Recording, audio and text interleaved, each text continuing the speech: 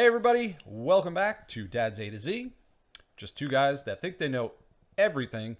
And you know what? We do know everything. Because everybody knows everything the same as everyone else. No, I think we're better. Every week we're gonna introduce a new topic that we can talk from the like parenting point of view.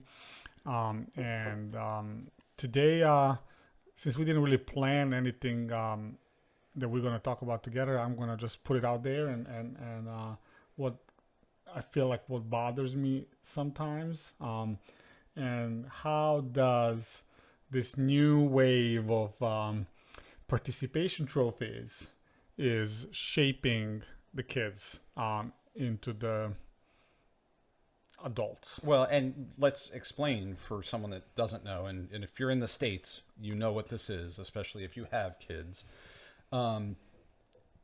For example, when I coached soccer, my first year, we were terrible because I never knew how to coach soccer. We just had fun.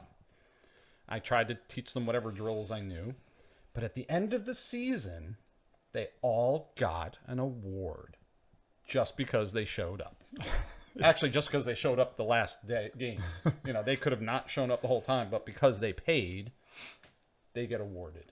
They get surprised. They get the prize. So that's what we're talking about here. And to me, it was so frustrating. Yeah, I feel like I don't know. I tried to like read about it. So I went into it thinking how stupid that is. Like I feel like it's beyond stupid teaching your kids from that early development age when they're really sponges that it doesn't matter if you're good or not. Mm-hmm. You just win a prize. Some of the articles I read was like how it's actually good to motivate kids to do it without any pressure and all those things. And I sort of get it, right? Get the idea. I get the idea of, and maybe that was the idea behind it, but I think we pushed it too far right now, and we are just letting that run through the end of their life, really. Well, what's the positive? Let's talk about what would be the idea. I mean, I guess The kids would not feel the pressure of needing to win or feeling bad by losing because that's the feeling. But where do you instill a sense of achievement then? And I feel like maybe yes. So I feel like maybe I don't know, when they're 2 or 3 years old, maybe that's fine, you know. But I think with the I'm not a expert in child development by any means, so I might be completely wrong on this. But I feel like there has to be a time in their life, which I feel like should probably be around 5-6 years old, where they need to now learn that to achieve something, you need to work hard for it. It is not enough to exist. And because in life, we all know that that's not how the life works. That's not how the employment works. You don't just show up and say, well, I'm here. Can I get my paycheck? But I think it's getting instilled. Like I use sports as the example, and that's the most clear one. And I wish I thought, knew we don't always say what we're going to talk about before we start recording. There was a running back, and again, this is still sports. I think he played for the Panthers, or it was either Panthers or the Jags. And he goes on a whole thing about how he doesn't allow his kids to have participation trophies. And that's great. But on the opposite side of it, if you watch a lot of kids shows, where your daughter is probably watching a lot of these too, a lot of them are geared to the same concept of, as long as we're all together, it's all going to win. And that, again, the idea of togetherness and family is great, but it doesn't necessarily guarantee anything. One of my kids, and I'm not going to call them out directly, has always expected to win a game.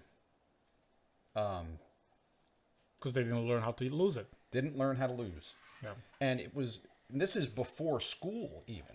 It's so, I know my wife and I didn't teach them that because we teach, we were both athletic. There was wins and losses. I play baseball. Did we score more runs than them? Great, we won. Mm-hmm. So where did he kind of get this idea? And he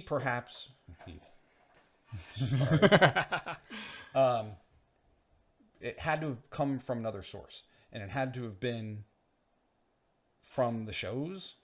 It's the only thing I can think of. The frustration of, well, I'm supposed to win, but no, you didn't. So it's more than just the idea got lost. Sorry, calling out and saying the adjective kind of made me lose my train of thought there. But yeah, no, and it is. I feel like what I'm seeing in my workplace, I have had quite a few of the younger population working for me, like in their like early 20s. So they're like the prime examples and of this experiment with the participation trophies, because I didn't think this started like 50 years ago. But I see that sometimes they're expecting to get more than what they are paid for. And they just come in and expect, they show up and now they expect these accolades and everything. And I have to be a bad guy and sometimes says, well, yeah, that's what you get a paycheck on Fridays for, because that's your job description. You don't get anything extra for it. If you want extra, you got to work extra. And I don't know if that's true or not, but I feel like that is coming from that that subject of participation trophies, because it's okay for kids just to show up and win a prize, and I don't feel like that will be a real life scenario when they grow up. And I tried cutting it off at the knees early on. And both my kids hate this expression, but it was always do the things you need to do before the things you want to do. I don't even have to finish the sentence. They know, but it didn't work. Like there's still something more. else that put them in that. They have certain chores. Someone's trying to chime in on the subject. They have certain chores, certain responsibilities that I call them price of admission. Every week they each have to clean a bathroom. They're small bathrooms. Bathrooms are not elaborate, and it takes 30 minutes if you do a good job. Oh my gosh, the difficulty they have to do that. Yeah. And those particular chores that when I was growing up, you did them. Why? Because that's what you're doing. That's what you mow the lawn, whatever, put the garbage out, whatever these things are, that's what the expectation was. There, it's this idea of, why am I being put out? Why? You have a roof over your head. You didn't earn it. Yeah, well, they don't see it that way. And it's despite our best efforts. And I think maybe this is why I'm thinking and talking more from here than here, is we tried to prevent it, and still it took root. It takes a lot. Yeah, it might be like I grew up in a different environment, different culture. We never had, me growing up in my school, and this was 35 years ago, 40 years ago, when not 40, but 35 years ago, there was no participation trophies. I still have, and this is why I think it's important. My early memories. I was in second grade, so 8 years old. And we had a soccer tournament in the school. It wasn't, we don't keep score. It was a tournament. First graders, second graders playing a tournament. And I scored a winning goal. I remember that. And I still remember it. I'm 42. Because it meant something. Because it meant that I have scored a goal that helped my team win. And it was important. And I feel like it's, when you don't keep score, like, what is it, a play date then? Like, what it is, like, it's a play date. Mm-hmm. That's that you pay $100 for. It's not a sport. It's not a sport. If you want to put your kids into sport, and I'm thinking when we talk about participation trophies, it's primarily now about sports, right? But it's really not. It's invaded the school. In every aspect. But like, if you want to put your kids to play sports, you better teach them how to win and lose, and more importantly, teach them how to lose, and then how to win. Because I think that's really important. There was like 2 examples right now with the college football and NFL ending. that there was like in each game, the one guy from the losing team was standing and watching the other team getting their trophy and learning from that loss. And I think that's what something we need to teach our kids about winning and losing, and not just, oh, we're just going to have fun. Well, we're gonna... And there was something on the opposite side of that recently. I think it was in the bubble for the NBA, where didn't the team just leave while there was still like 15, 20 seconds left in the game? They just left because they were losing and they just left. Those are professional, some of them multi-million-dollar athletes that have that same. No, can't lose with grace. And when my kids won a game, you celebrate it. Yeah. But I will say, if they won and they had particularly like a bad game, we talked about that. When they lost, you talk about, well, why did we lose? How did you play? What did the team? How could they have done better? We tried so hard, but you know how many laps kids on my team would have to do because they wouldn't shake hands at the end of the game? And maybe you should teach Tom Brady that. It's because he doesn't know how to shake a hand when he loses. Yeah, it was something that infuriated. And these aren't my kids. My kids did it because my kids are at least respectful of other people. But I would have kids. You get face each other and you good game. And I literally have kids. They'd walk through the line, but they'd go like this or do the old. Going to do a handshake and go, ooh, ooh. Or even the worst was the dead fish hand, where the kids would just kind of put their hand out like this. And like, that's almost the most disrespectful. Yeah. I don't know how to fix it, because I'm telling you it was something I was aware of. And this is one of those examples where I've been through it, and you haven't quite gotten there yet. It sucks because you feel like you did everything right. You've do the things before you start teaching the responsibility. Teach that there's consequence. You didn't perform, you don't get the reward. Yeah. Celebrate the successes. Show them that there's, and it's so pervasive right now in society that little things are taken for granted. Yeah, I don't know really. Like, I need to maybe I should research more for this before although I didn't really plan on talking about this today, but. I just wish, where does it come from? Like, and you probably, you said you were coaching soccer. I'm going to guess the schools are probably feeling the pressure from parents. And, and if you're paying whatever $100 a week, you want the kids to play. And that's the first, especially the first year I did it, I signed up to be an assistant because I didn't know. I enjoyed watching the sport recently, but I didn't know what to do with it. I didn't even know a drill to run. But they gave me a team because they didn't have enough volunteers, which could be a whole other thing. Everybody wants their kids participating, but no parents actually want to be the examples. And that's really frustrating because I knew nothing about coaching soccer.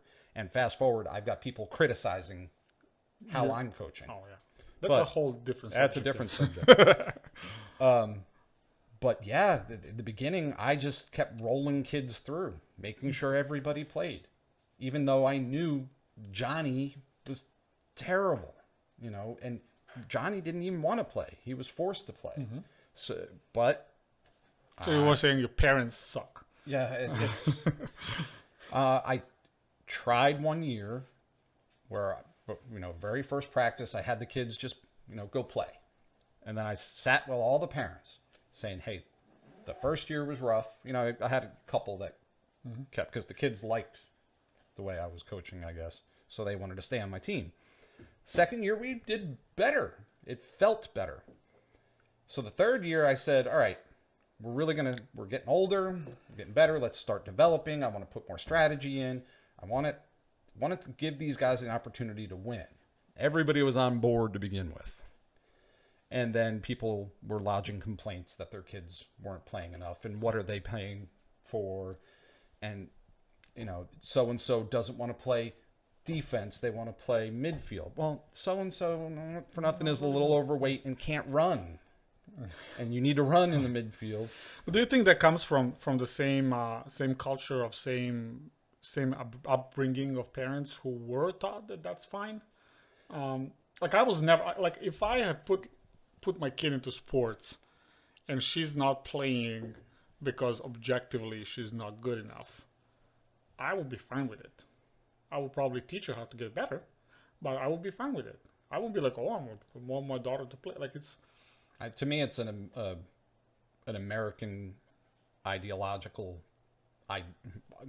Yeah. How repetitive that is. ideological of idea. Let's entitlement. go. Yeah. And it started probably with my generation, because things were easier for the middle ground. Obviously, some people were way more lucky in life and didn't have to have any struggle, and then there's people that having horrible time. But that middle section, what was once considered luxury or extra for my parents, was everybody had, so to speak. I mean, everybody had, a television. You know what I mean? There was a time when my parents were kids, and my parents are in their late 70s, where, somebody had a television, or so-and-so down the block had the color television. Now you've got a television in my pocket. I've got a television in my pocket right now. And the expectation started there. And I think it's kind of subversive. Like you didn't know it was happening. Yeah, it just started happening. And I think as you become a parent and you start getting that reflection, because that's what it is, folks. It's a reflection. We're complaining, but it's a reflection of what we started. Because all those parents were about my age. So they were coming from the same place I was coming from. And I started coaching it's when I had to move back to New Jersey. So it's where I grew up. So I not that I necessarily knew them, but I knew them. We created this. We're looking at ourselves and we're being mad about it. You know why? Because when we were kids, we were still taught, and not taught. I mean, really, if I got the G.I. Joe figure that I wanted for Christmas, that was like, wow. But, then I grew up and wanted to make sure my kids had everything. Now they expect Everything. everything. So I think this the participation trophy I think leads us into another topic that I want to talk about. That would be about the entitlement and instant gratification. But we're going to leave this for the next episode. So please tell us what you think about your kids and the participation trophies, and how did you handle that? Shoot us a comment or message us on Facebook or all the social media you can find us at. But most importantly, like and subscribe. And please leave a comment. Let us know. We're not experts. We're gonna end here with this, because I wanted to have a whole another episode with where this leads to, because I think it's interesting to go through. So thank you for joining in, and thank you for listening. And please join us in the next episode, that we're gonna continue talking about how the participation trophies are leading into the entitlement and instant gratifications. All right. Bye, guys. Bye.